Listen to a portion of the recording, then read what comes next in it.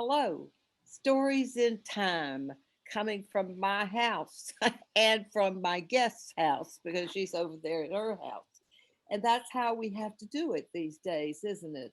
You have Yep. to go someplace where it's safe. I've only forgotten one thing, and I apologize to everybody. I didn't wear my mask today, and I only wear that as a reminder to everybody that we all should be wearing those masks and protecting ourselves and anybody that comes near us. So, one off my list, one off me. We have a great guest today, Jane Dorfman Hi. from Bethesda. Hi, how are Hi. you, Jane? You've known her before because she's been here to tell stories, and we'll talk a little bit, and she's going to tell a story, and then we'll see how we feel about that with a little discussion at the end. All right, Jane, how's things? Things are not too bad. I'm tired of staying in the house, and I'm really tired of not being able to see a lot of people in the flesh. Yeah. I've never been a big entertainer, but I'm find, oh, I wish somebody could come in and they could see, this new sofa cushion, or they could see this new chair that I just put together this morning. So I miss having people gather in my house. I do a lot of storytelling, and there's a storytelling group called Voices in the Glen, and we meet at various people's houses. We've been meeting online, but means there's no snacks and there's nobody in my house, and I don't get to see anybody else's house, and so I miss that. So you're really coming in firmly with Zoom. You're We using are, Zoom to yeah. go to everybody's house. Zoom has been good for me. I would be lonely and stir crazy, and I would really miss the storytelling if I didn't have this. I feel that way. Your same way. I think all of us that are used to having people come, or having visitors in. The only thing that you're out, sort of out, is I don't have to run around and clean up, so that they're welcome anytime if they could get in. Now I've Yeah, yeah. learned to be more careless about it. Um, so what else are you thinking about that's coming? Well, there's one thing that we ought to talk about in the beginning, Hmm. isn't there? Jessica Piscatelli is putting on something else. You did it last year, and now you're going to do it again this year. Yeah, it's the Women's Storytelling Festival. So it's all female tellers of various persuasions, folk tales, personal stories, made up things. It was really wonderful last year. I got to see tellers. Even last year, it was in person. It was one of the last things before everything shut down. So I got to see tellers from all over, some of whom I knew and some of whom I'd never seen, and it was really good. And you might ask, why do we need a women's storytelling festival? But I think if you look at the lineup on some of the big festivals, it'll be four people, three men and one woman, or maybe 50-50. But I have yet to see one where the women outnumber the men. So this is one where, women get all the prime spots. They get to open, they get to close, they get all the slots in the middle. And I think it's a really neat idea. And I agree. I yeah, agree with that. I've been working in the women's movement for 25 years, and going to school, high school was really a tester about that. hmm, That when we were all in high school, the girls had to wait to stand up. yeah, The guys, if there was a guy in the class, he was going to be heard first and heard strongest. yeah. At Well, I least that, went to a public high school, but in Louisiana, they were one single sex. I went to an all girl high school, that and was good for you. yeah, and I was president of the Future Scientists of America Club. And I think had there been boys there, I might have been secretary or treasurer. You mean But been out the hall? yeah, yeah. So No, I went to public school in North Carolina. And so the boys were always given the cookies, and they got the best speaking places. And somehow this was in the 50s that we knew what our place was. I'm older, and we knew what our place was. And it took a long time to get away from that. So I really, the other night, you were on and I was on. There were 36 storytellers. It was like a grid, you hmm, know, well, that Jessica had asked everybody to come who are going to tell at that festival. And it was really wonderful to hear I knew who they were. You knew who some of them I knew were. some of them, yeah. Yeah, but there were some strangers, some Hmm. who come in from other places, and you just felt the swelling up of the folks who are coming out to tell stories. Yeah, I think you call it solidarity. Is that what you think? Okay, that's what. Yeah, I felt that too. It was good. Hmm. And I And think the so, festival will be good too. oh, I think so. I think so. I don't. We'll see. Now, what are you going to do? Do you want to tell what you're going to do? Don't tell me how to do. I might tell one of what I might tell the shorter one. I'm telling I'm telling one of my Arabian Night stories, and this one is called the one I'm telling, Kamar Al Zaman and Princess Budar. And for instance, when they are separated, he goes into a decline and he can't get back together. Where she rages and fumes so much, her father has to chain her to the wall. And later she breaks that collar off. She's really something. Um, so it's a fun story and it really fits the Women's Festival. Yes, it does. Um, It does. and then But I'll tell two personal stories, you know. So I'm cutting the Arabian Nights down to about 30 minutes, which is a little bit of a squeeze, but you know, I it's won't a do too lot much. of us, please. Yes, a lot of that. Well, Some, yeah, usually when I tell the Arabian Nights, I tell two stories that are kind of joined, and then I talk about Scheherazade. So I'm just going to assume that they know who Scheherazade is, and I don't need to go through that pre-story. Um, but yeah, it should be good. good. And Uh, what are you telling? I'm You telling don't a know new. yet. You know, I do. You do. Okay, good. It just hasn't been written yet. I know what I'm doing, but it hasn't been written yet. And so I think that I told you I've worked in the around women's issues, Hmm. since the early 70s. And one of those nights of the early 70s, when the campaign was going really strong and whatever, I was invited to come with a friend of mine who worked at Ms. Magazine in New York to come to uh, Virginia here to be the panel with Larry King. Cool. That And really fits in with his recent death too. You can talk about when I heard that death, the other day, that's where that story is coming from. I didn't know him, had never seen him, heard him one or two times. Um, and whatever. And then Harriet called me and said, Gloria Steinem can't go tonight. I'm going to have to go and I want you to come it. with Come me. cool. That's really neat. Is that really, they're really That fun. is neat. And so, anyway, I had never seen him. He was absolutely one of the nicest people I've ever met. And as we got through our panel, Hmm. he was now doing radio on an all night show.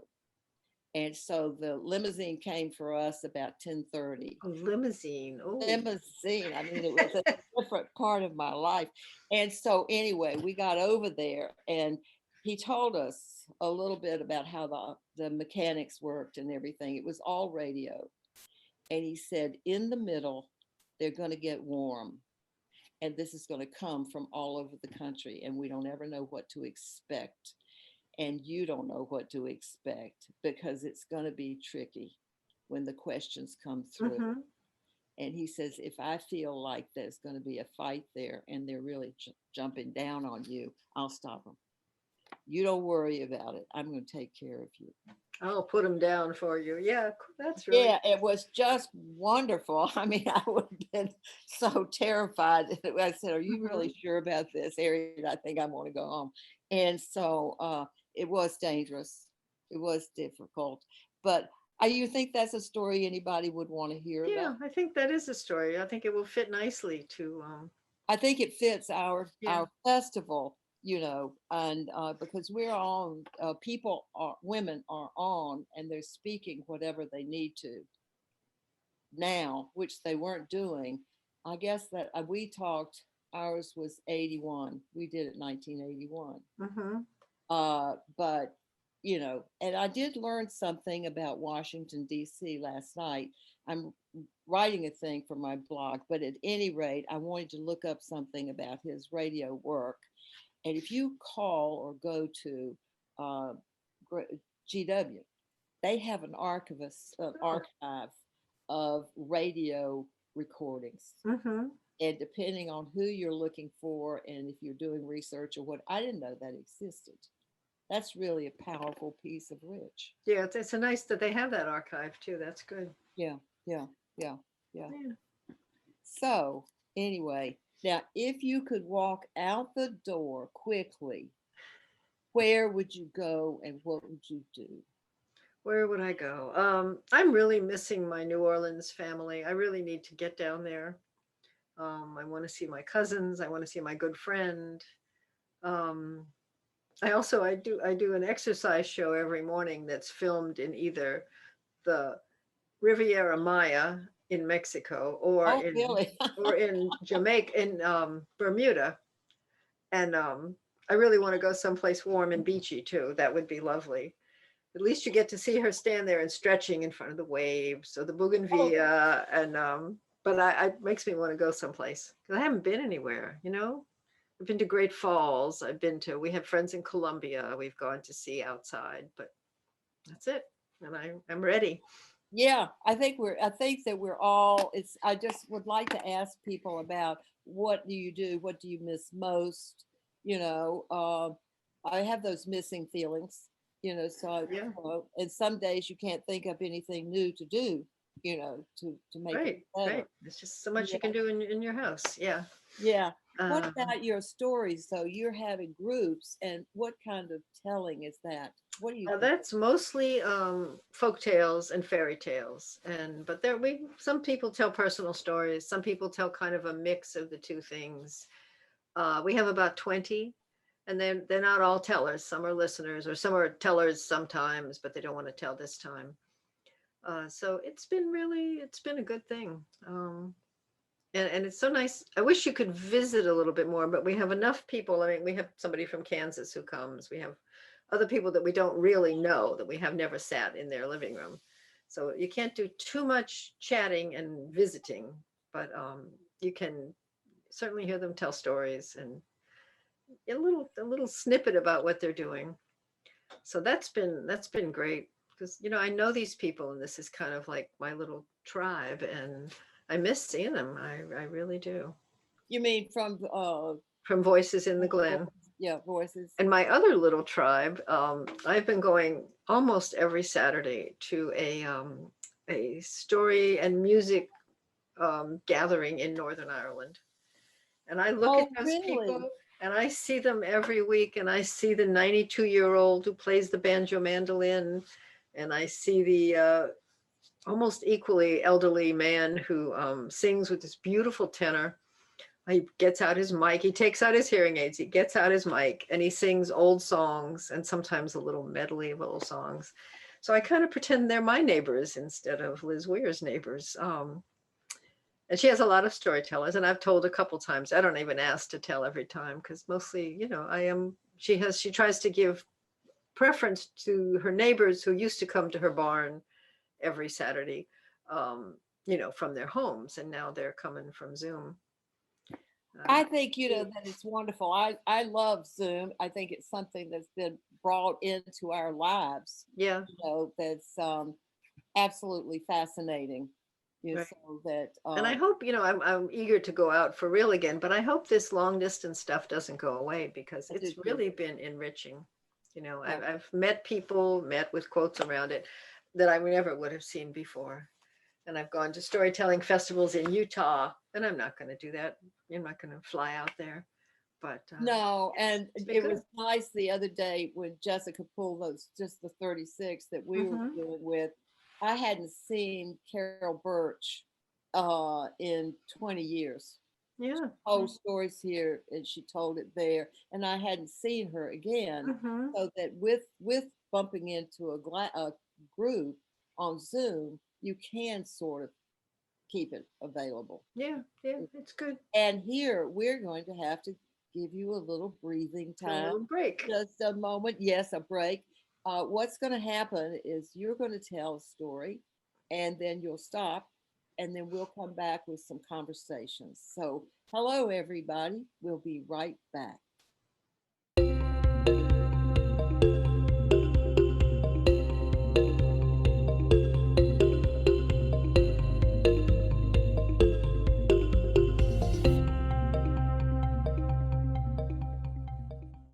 So this is a story from my childhood, and I don't tell a lot of personal stories.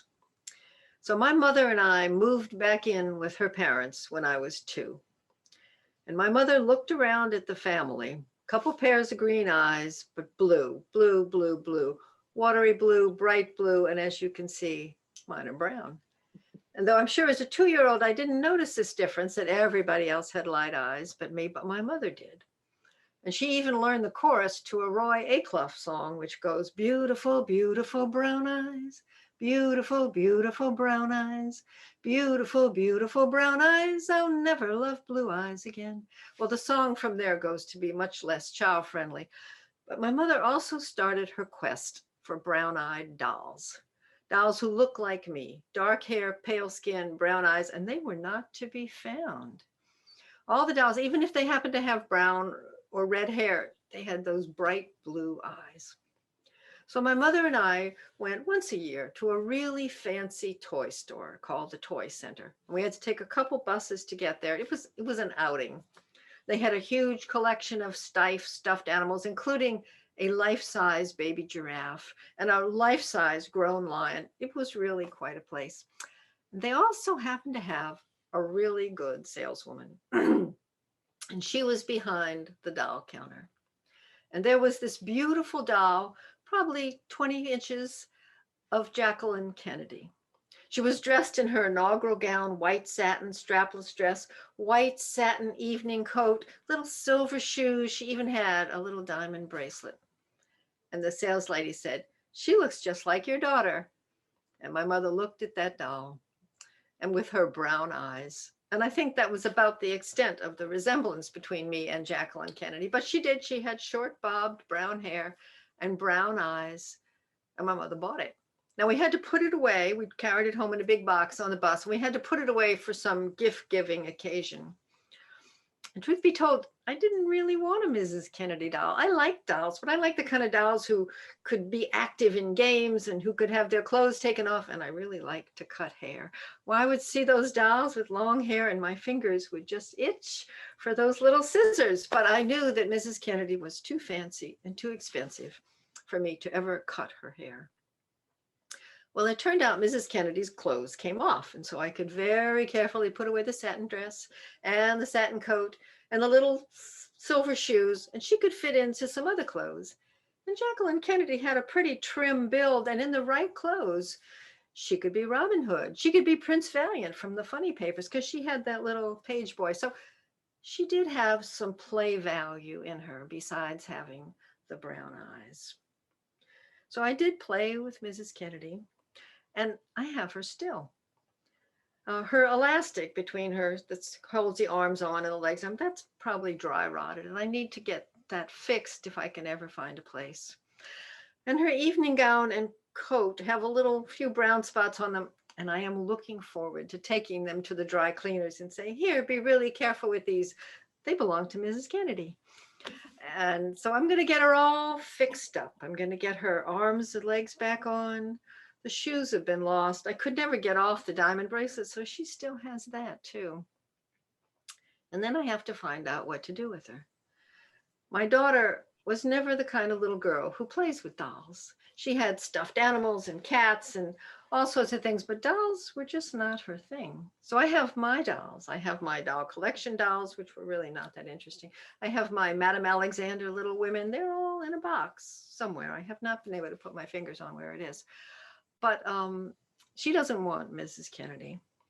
I thought about offering it to Carolyn Kennedy, unless she already has a doll of her mother. But then I'm thinking, isn't that kind of creepy, having a doll 20 inches tall that looks just like your mother? So that's probably not a good idea. And I had been doing a little volunteer work at the Smithsonian, answering the phone. And one of our big questions was people always wanting to give the Smithsonian things. I have arrowheads. I have Indian pottery.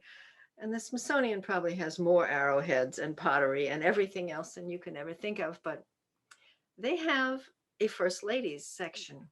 They have models of the First Ladies in their gowns. And I have never seen a Jacqueline Kennedy doll. So I'm thinking, once I get her fixed up, I might offer her to the Smithsonian. but they will have to promise one thing. Mrs. Kennedy does. She has all of her original clothes. She has her diamond bracelet. I'm sure they could find replacement shoes. But my great aunt was shocked, really shocked, that Mrs. Kennedy was not wearing a bra. So she made her a tiny little strapless bra with a little lace around the edge and a tiny little embroidered rosebud that she probably took off of something else sewn just in the middle. So it doesn't show, as it shouldn't, when she has on her strapless gown. But whoever takes Mrs. Kennedy from me will have to promise that that tiny little bra will stay with her. Thank you. Jane, I love that Thank you. story. Is that's not one that you've been telling, is it? No, it's new. It's new. Needs a little work, but that doll was such a big thing in my childhood. Well, the tall doll. Yeah. Yeah. The other thing was when you were describing the dolls that you were familiar with that all had blue eyes. That was so wonderful. I mean, that's such a detail to bring in because that's true. Mm-hmm. Yeah, you see more now. But about that, yeah. Yeah. So there, your mother did find the brown-eyed girl, the Mrs. Kennedy. Yes, she did. Yeah. And it's funny, I can hardly call her Jacqueline Kennedy because we always referred to her as my Mrs. Kennedy doll. We were so respectful. Perfect. Yeah. So do you have a collection of dolls? I had, just dolls. People gave me, like when they would travel, they'd bring me back a doll from Mexico or wherever. And I didn't love those kind of dolls. I mean, they sat in a little shelf and later in a cabinet. I really wanted dolls I could play with and cut their hair and change their clothes around and, take them off in the backyard to hunt big game or whatever we were doing. But I still have that doll collection someplace. It is hidden away in this house really well. I haven't seen it in a long time. And one day it will stick its head up. I hope so. I don't think anybody threw it away. I don't think it went up in the attic. It's somewhere. Yeah. Yeah. Did you keep any other kind of toys other than the doll? I don't think so. I have a teddy bear that my great aunt made me. I didn't have blocks or building. I just didn't have those. I have lots of books. I have lots and lots of my childhood books because I was the only child, and there were no other children. My father had left. There were no more children coming and nobody messed up my stuff and they didn't play with my toys. And we moved back in with my grandparents and my mother's much younger sister. And I have the feeling Linda still does not forgive me for pulling Ricky's head off. She was about 12 and, give those dolls to Janie. And I don't think she was ready to give them away yet, and but she did. And I don't remember Ricky, but I pulled Ricky's head off. Were you angry? Or I don't know. I was little. I was just probably seeing if it came off and it did. I have no memory of that, but she remembers it. Yeah. Isn't it funny when you go back, with those kind of memories and there is that she remembered it, but I don't, I do, and she doesn't, and that goes on and on. Yeah. And can make the story out of that, I love that story. I think that's going to be really, really happy for you. Yeah. So it needs a little work. It's probably about the right length. So we'll see. Maybe I could add a little bit more. What would you do? I didn't notice that I would want to hear more. That's not a criticism or anything. You didn't feel like you needed an explanation of why we went back to live with my mother's parents? No. And where my brown eyes came from?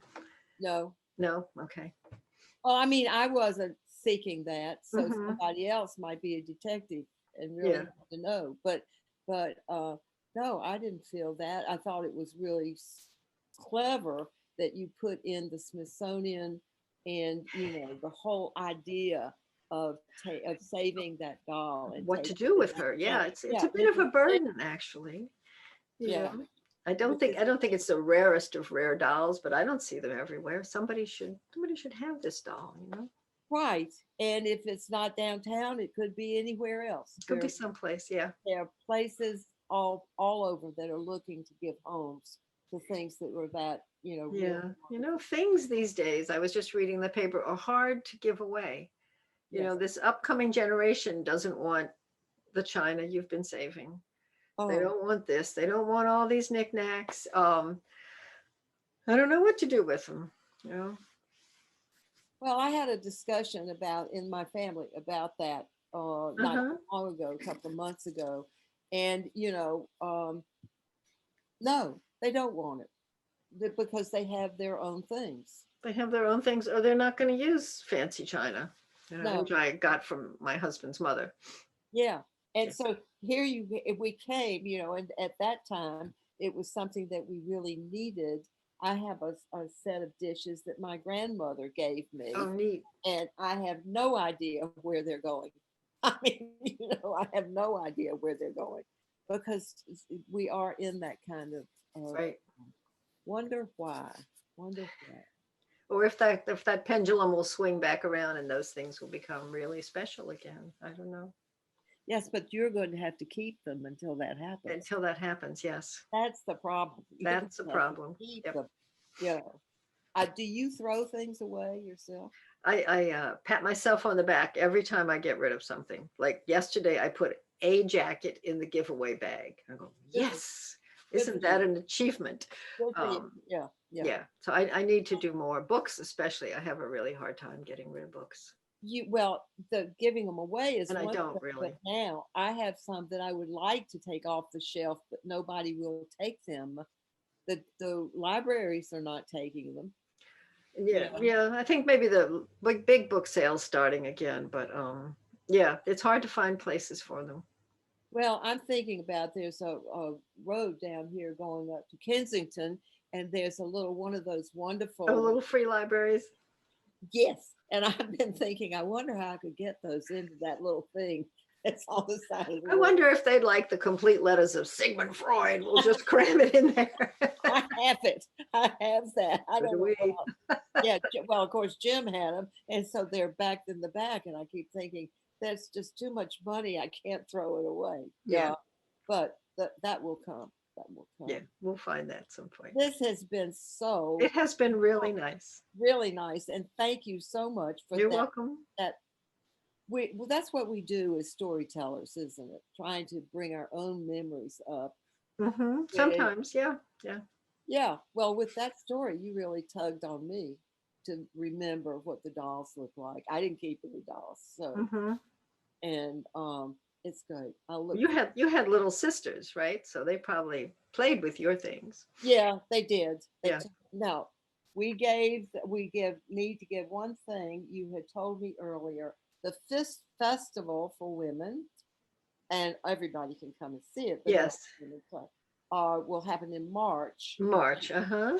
19th. March 18th, 19th, and 20th. And I don't yet know the times, but you can, I think, buy either a pass for all 3 days, or I think you can pick out some of the concerts. Yes, and that will be on the internet. It will Be be. able Yeah. to see. Yeah. And She I does Better Said Than Done, and it's on Better Said Than Done's website already. You can get tickets. better said than done. Yeah. So everybody watching, it should be really good. Try to come. Yes. Thank you so much. You're welcome. It was Yeah, a pleasure. we'll Yeah. see you again. Thank you. Stay well. Put your mask on. Yes. Bye bye. Okay. Goodbye. Hasn't this been just a wonderful time conversation with Jane? I'm looking forward to having that happen another time. It's been good today to learn about this festival that's coming up in March. Don't forget it. I'll try to put it up again. We're up here every week with Stories in Time, and it would be wonderful to have y'all come back and tell other people about it. So thank you to Jane Dorfman for being here and bringing that darling, wonderful doll story.